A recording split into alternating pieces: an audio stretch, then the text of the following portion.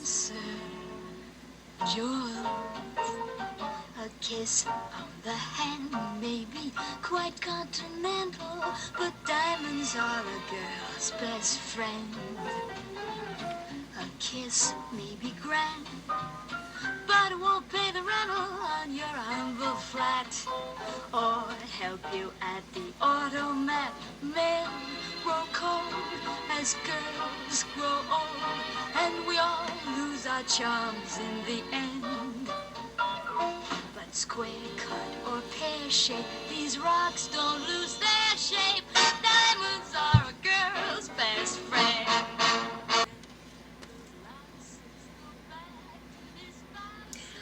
Hi y'all, it's your favorite nerdy girl here, Nerdy Girl Reviews, aka Ross Barron.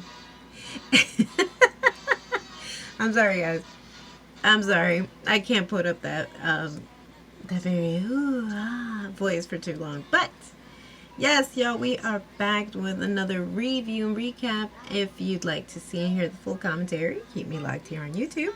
If you're watching this on Instagram, click the link in bio. If you're watching this on IG Stories, click on the link. It'll link you back to my YouTube channel. I'm also available on TikTok under Nerdygirlreviews.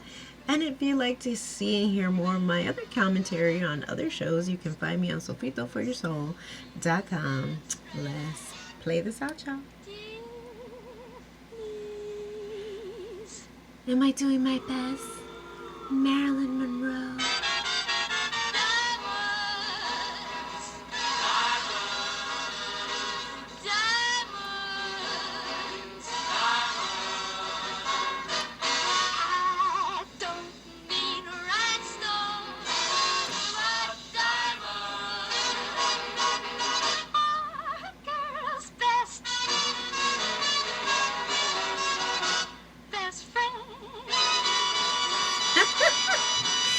Right back. Alright y'all, we are back. I hope you like that little intro. That is the very famous Diamonds Are a Girl's Best Friend, and we are donning our best diamonds in homage to our darling Marilyn Monroe, and it is famous song in Gentlemen Prefer Blondes. I believe it was from 1959. Nope, 1953. Nonetheless, let's get into this 2022 version. Well, it's not an updated version. It is a fictional, loosely based portrayal of Miss Marilyn Monroe. More fiction based. I think they just kind of ran with a lot of rumors and put it all into a very salacious book, and then that's what we're seeing for this film. So, a quick synopsis. Blonde is a 2022 American fictionalized biographical drama film written and directed by Andrew Dominic, based on the 2000 novel of the same name by Joyce Carol Oates. The film is a fictionalized take on the life and career of American actress Marilyn Monroe, played by Ana de Armas. I know a lot of folks, a lot of reviewers on YouTube want to keep doing this whole Armas. Her last name is not Hermes. Please stop doing that. It's Armas. That's her last name. She's a Cuban native. And look, more power to her. I think she is doing her thing. She's really getting her Latino representation on. And I applaud her for not wanting to be pigeonholed and just doing Latino-based characters, which is nothing wrong with that.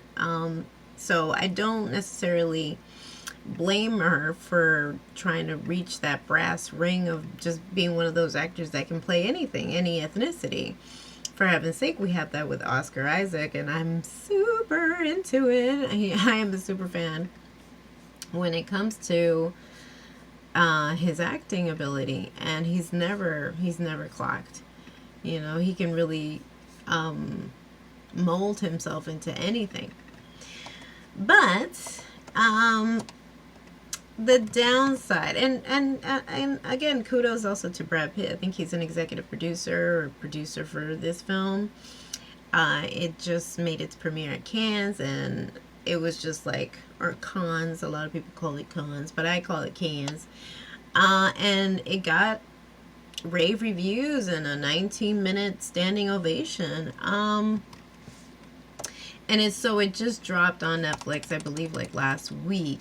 But I will say, a lot of people have been saying this already, and I agree, and I kind of felt it when I watched it. And it's a ridiculously long film. It's almost 3 hours. It's like 2 hours and like maybe 59 minutes, something crazy like that.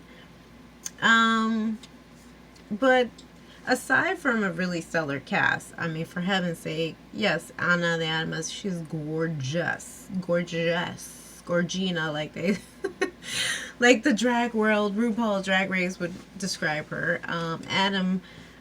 Adrien Brody, Sarah Paxton, Bobby Cannavale. I mean, come on, he's legendary. I'm sorry, and every time I see him, I'm sorry. Am I the only one who thinks Boardwalk Empire? I love him, and I don't want to typecast him. I love that New Yorker accent. Really cool. Yeah, he played Gip Rossetti. Sit down, short pants. That's all that's all that comes to my head. Which I have to like.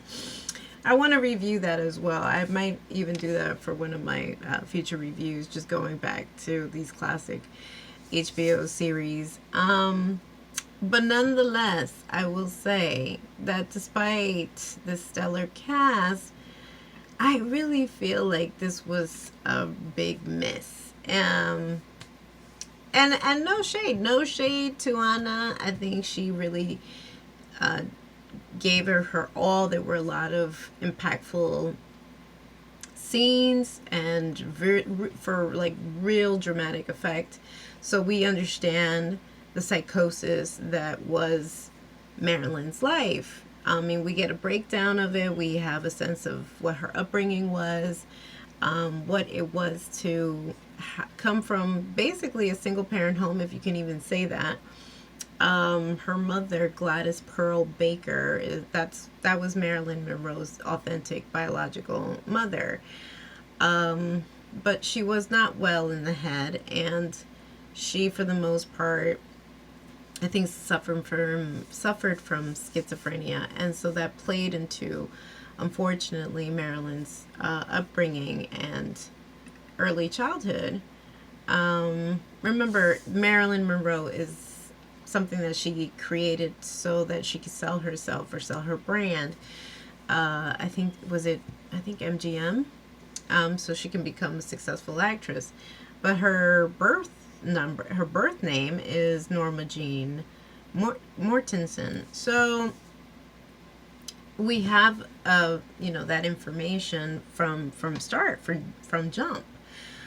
And though there are really some brutal scenes of what we assume happened, when you start doing your research and you start going down the rabbit hole, you start realizing, oh, it wasn't necessarily like that.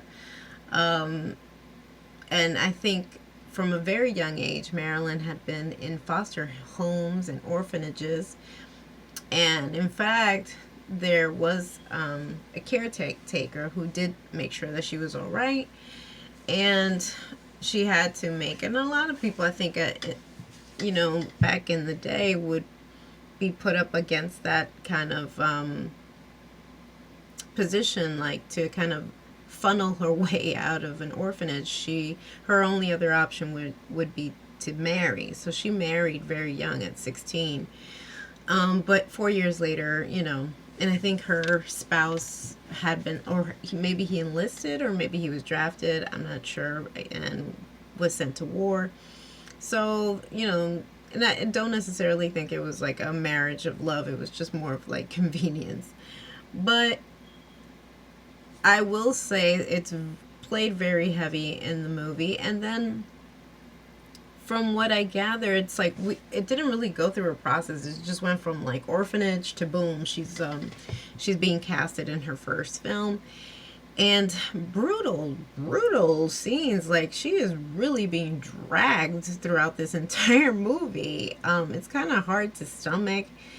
Um, it's just, we as spectators are led to believe, or I don't know if there's an actual factual account that her first casting was attributed to sexual assault. It's a really hideous scene. And she goes through all the pitfalls, but you can tell that she is growing in popularity and notoriety because of her gorgeousness. And when you compare both actress and Anna, who's playing Marilyn, they're dead ringers for each other. She fits the bill physically, but I will say, unfortunately, that the accent is still very heavy there.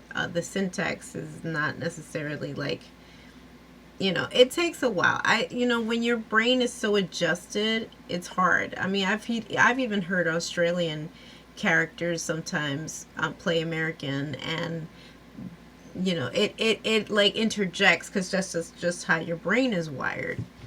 So sometimes it fits, it's fitting, and other times it doesn't pass the bill. And unfortunately, you can hear her like really trying. There are certain moments where she is enunciating and it's near perfect. But always the accent would kind of like still wiggle its way through there. And I think after a while it was just kind of like, okay, let's just get the scene, or let's get the emotional aspect of the scene. But it won't really come out as clear as she would want. And no shade. I mean, I've heard interviews where they've said that she was working with a dialect coach for endless hours just to get the accent down and the heavy breathing, which I think is funny because a lot of people think that Marilyn Monroe had done that just for sex appeal, and perhaps it worked in her favor. But believe it or not, y'all, and if you do your research, she spoke that way because it was a technique that was shown to her to kind of cover up a stutter. She had a speech impediment, and so she would speak like this to kind of like stretch out the words so it wouldn't do the usual stutter. Really smart of her, and she played it off to her benefit because it just kind of alludes to more of this mysterious, sexy way of speaking, when in fact it was just to kind of hide, a speech impediment. And then, of course, now this is, and then, I don't know, a lot of people were complaining, and I agree as well, the gratuity in terms of showing Anna topless for a good portion of the film. Now, I understand how nudity can weave itself into a story, but when it really contributes nearly nothing to the story, I get it. I get we're trying to pass off as Marilyn being very conscious and confident in her body, very body positivity. You got that check mark right there. Perfect. But how does that contribute to the story? There's a scene also like where she's engaging with her husband, who's again played her second husband, who's played by Bobby Cannavale. He's playing DiMaggio, the famous baseball player, and we can see that they had a love affair, but a very tumultuous relationship, just for the simple fact that he was very jealous and possessive of her. And she's in some pursuit of finding her father, because that's what is alluded from the very beginning, the very first sequence, when her mother's like letting her know who possibly her father was, that he was a well-known person, but dropped her because she decided to have Marilyn. So that's been looming, and that's the overall consensus of the film, this pursuit of finding her father, a father figure. And nearly every husband, every man that she encounters becomes that that daddy figure. And she literally calls her spouses daddy. And which, again, I don't know if it mirrors the book well, but it's just so disturbing. And then she's topless. And the love affairs that she had. Look, I'm not saying that these, starlets from back in the day weren't scandalous. For heaven's sake, they're scandalous now. It's just that we have more access to them than perhaps, most people did in the 20s and 30s and 40s and 50s. But was it really a need to show all that? There's also a scene where she's like part of a throuple with like Charlie Chaplin Jr. And it escapes me the other actor who's playing another famous actor, Junior, and they're all kind of like, because they're all been abandoned or they've all go have issues, they're in the middle of a threesome, and it's just like, what was the purpose to this? Other than the fact that, yes, we know that she had, other than to showcase that, yes, she had a very, exciting sex life that incorporated both male and female actresses. It's rumored Joan Crawford for having a number of other leading ladies. For heaven's sake, they even say Cruella de Vil was based on an actress who was really known to get around.